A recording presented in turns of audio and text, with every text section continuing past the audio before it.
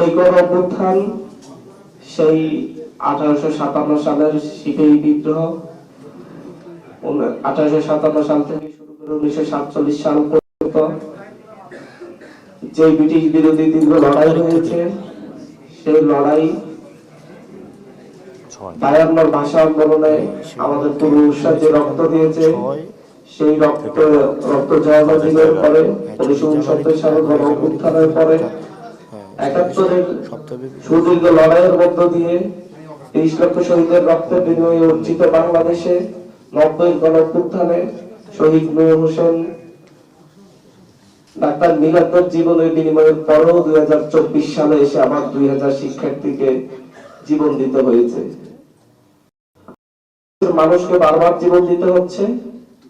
71-এর জীবন দেওয়ার স্বীকৃতি আছে, কিন্তু হচ্ছে 90-এর সেই গণ অভ্যুত্থানের স্বীকৃতি প্রক্লেমেশন আমাদের নেই, যার কারণে পরবর্তীতে এই 90-এর যেই আকাঙ্ক্ষা ছিল, মানুষ ডাক্তার মিলাদ নূর হোসেন যে আকাঙ্ক্ষা নিয়ে জীবন বিলিয়ে দিয়েছিল, সে আকাঙ্ক্ষা বাস্তবায়িত হয়নি। তারা তাদের পরবর্তী প্রজন্মের জন্য সুন্দর বাংলাদেশ বিনির্মাণের জন্য, তাদের পরবর্তী প্রজন্মকে সুন্দর একটি বাংলাদেশ উপহার দেওয়ার জন্য জীবন বিলিয়ে দিয়েছিল। কিন্তু তাদের পরবর্তী প্রজন্ম আমরা আপনাদের সামনে এখানে উপস্থিত। আমরা সেই সুন্দর নিরাপদ বাংলাদেশ পাইনি, কারণ সেই 71 যে আকাঙ্ক্ষার কারণে আমাদের পূর্বপুরুষরা জীবন দিয়েছিল, সে আকাঙ্ক্ষা বাস্তবায়িত হয়নি। 90-এ আমাদের পূর্বপুরুষরা যে আকাঙ্ক্ষার জন্য জীবন দিয়েছিল, সে আকাঙ্ক্ষা বাস্তবায়িত হয়নি। এখন 2024 এসেছে।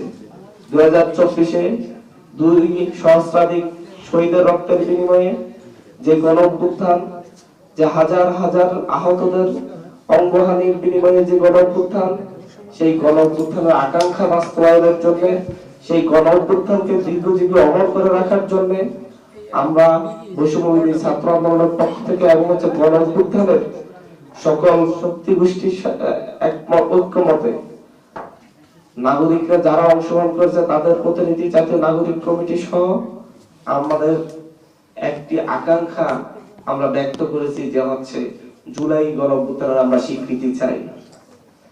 সেটা আমরা যখন হচ্ছে এই স্বীকৃতির জন্য ঐতিহাসিক একটি দলিল হিসেবে উপস্থাপনের জন্য বৈষম্যবিরোধী ছাত্র আন্দোলন এই আজ থেকে 2 মাস আগে এই দাবি জানাই।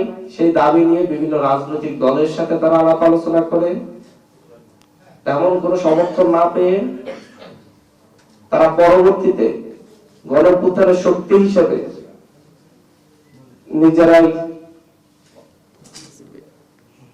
গণ অভ্যুত্থানের প্রতিনিধিবৃন্দ নিজেরাই সেই প্রক্লেমেশন ঘোষণার জন্য ঘোষণা দেয়। কিন্তু পরবর্তীতে যখন রাষ্ট্র এই সিদ্ধান্ত নেয় যে রাষ্ট্রের পক্ষ থেকে প্রক্লেমেশন ঘোষিত হবে, তখন আমরা রাষ্ট্রকে সেই দায়িত্ব দিয়ে শহীদ মিনারে মার্চ ফর ইউনিটি সকল রাজনৈতিক দল, প্রেসিডেন্ট বিরোধী সকল রাজনৈতিক দল, সকল সামাজিক শক্তির সমন্বয়ে একটি প্রক্লেমেশন ঘোষণার সিদ্ধান্তকে স্বাগত জানিয়ে মার্চ ফর ইউনিটি কর্মসূচি পালন করি। তারই ধারাবাহিকতাই আজকে আমাদের এখানের এই সংবাদ সম্মেলন। আমরা সেখান থেকে 15 দিনের একটি আলটিমেটাম দিয়ে দেওয়া হয়েছিল, যে 15 দিনের মধ্যে সরকার যেন প্রক্লেমেশনটা ঘোষণা করে। সেই ধারাবাহিকতাই আমরা আজকের এই সংবাদ সম্মেলনে জাতীয় নাগরিক কমিটি এবং বৈষম্যবিরোধী ছাত্র আন্দোলন যৌথ সংবাদ সম্মেলন আয়োজন করেছে।